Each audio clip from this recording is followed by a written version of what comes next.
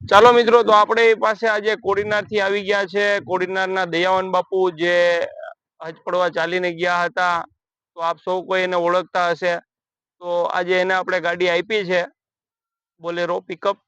તો આપણે આજે નસીબદાર છે કે બાપુએ આપણી પાસેથી ગાડી લીધી. અને બાપુને કેવા આપણે પૂછશું કે બાપુને કેવું રહ્યું આપણી પાસે ગાડી લઈને. મને બહુ સારું રહ્યું. મારી મનપસંદ ગાડી મને મળી. હું તો ખાલી ઓર્ડર દઈને વયો ગયો હતો, અહીંયા સોદો કરીને ગાડી જોઈને વયો ગયો હતો.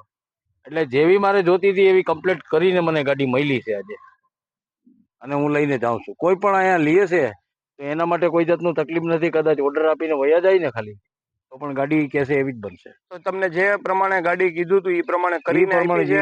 એ પ્રમાણે બાકી ઉપરાંત જે વધારાનું હતું એ પણ મને કરી આપ્યું.